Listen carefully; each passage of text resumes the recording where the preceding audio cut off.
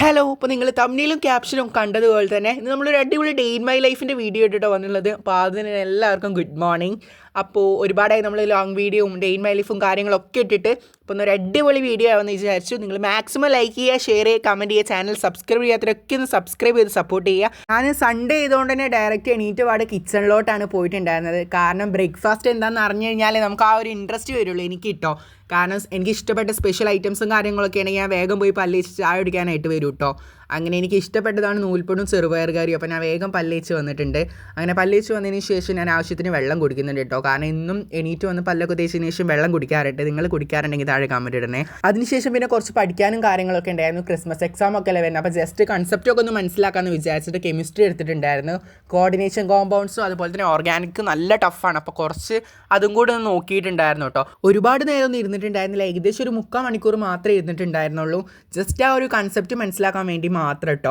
എന്നാലും എനിക്ക് ഇന്നൊരു തൃപ്തി ഉണ്ടാവുള്ളൂ. ബുക്ക് നമ്മൾ ഇന്നെങ്കിലും തുറന്നല്ലോ എന്നുള്ള ആ ഒരു സംതൃപ്തി കിട്ടാൻ വേണ്ടി മാത്രമായിട്ടാണ് ഞാൻ തുറന്നിട്ടുണ്ടായിരുന്നത്. പിന്നെ ജസ്റ്റ് കൺസെപ്റ്റൊക്കെ മനസ്സിലാക്കി വെച്ചു. എന്നാലും എക്സാമൊക്കെ ആകുമ്പോൾ നമ്മൾക്ക് എടുത്ത് നോക്കുമ്പോൾ എന്താണെന്നുള്ളതൊക്കെ ഒന്ന് മനസ്സിലാവുള്ളൂ. അതിനുശേഷം ഞാൻ ബ്രേക്ക്ഫാസ്റ്റ് കഴിക്കാൻ വേണ്ടി പോയി. എനിക്ക് ഇഷ്ടപ്പെട്ട നൂൽപ്പൊട്ട് ചെറുപയർ കറി ആയതുകൊണ്ട് തന്നെ വേഗം ഇരുന്നു കേട്ടോ. ഞങ്ങളെല്ലാവരും ഒരുമിച്ചാണ് ഇരുന്നിട്ടുണ്ടായിരുന്നത്. പിന്നെ എനിക്ക് സ്പെഷ്യൽ വീഡിയോ എടുക്കാനുള്ളതുകൊണ്ട് ഞാൻ സെപ്പറേറ്റ് വീഡിയോ എടുക്കാൻ വേണ്ടി ഒന്ന് മാറിയിരുന്നു കേട്ടോ.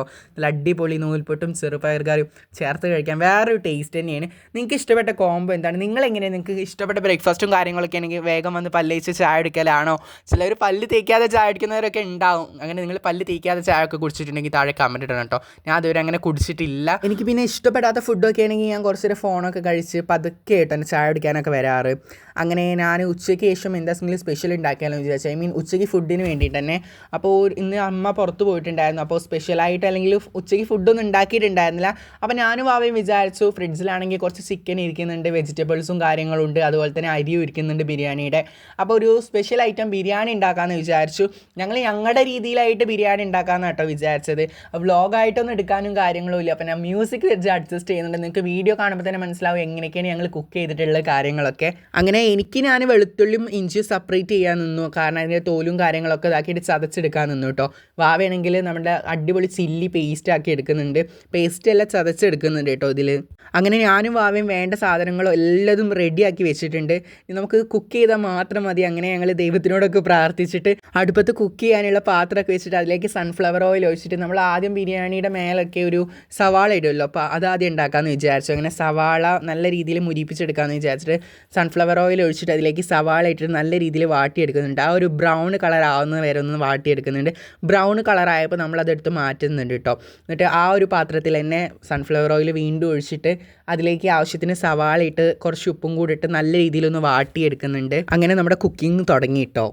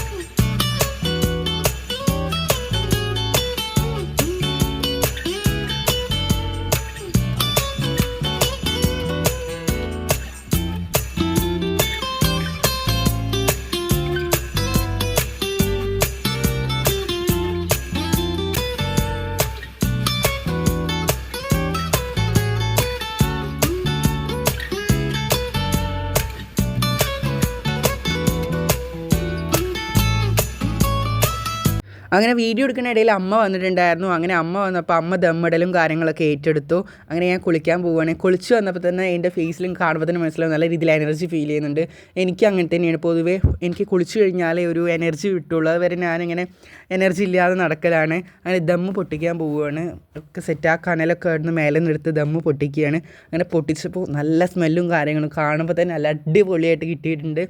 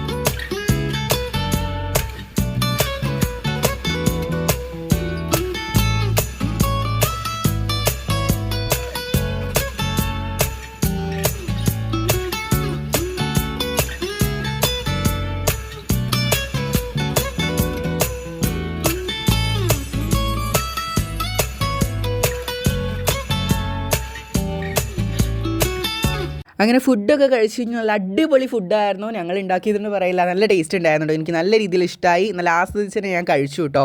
അതിനുശേഷം എനിക്ക് കുറച്ച് വീഡിയോസും കാര്യങ്ങളും എടുക്കാനുണ്ടായിരുന്നു. ഇത് ഞാൻ ഏകദേശം ഒരു 3 ആഴ്ചയായിട്ടുണ്ടാവും ഈ ഒരു വീഡിയോ എടുത്ത് വെച്ചിട്ട്. എനിക്ക് ഇപ്പോഴാണ് എഡിറ്റ് ചെയ്യാൻ പറ്റിയിട്ടുണ്ടായിരുന്നത്. സപ്പോർട്ട ഷേക്കിൻ്റെ വീഡിയോ ഓൾറെഡി നിങ്ങൾ കണ്ടിട്ടുണ്ടാവും, കാണാത്തവരൊക്കെ ഒന്ന് കാണുക കേട്ടോ. അപ്പോൾ അതൊക്കെ ഏകദേശം 3 ആഴ്ച അപ്ലോഡ് ചെയ്തിട്ട് അപ്പോൾ ആ ഒരു വീഡിയോ ഒക്കെ എടുക്കുകയായിരുന്നു.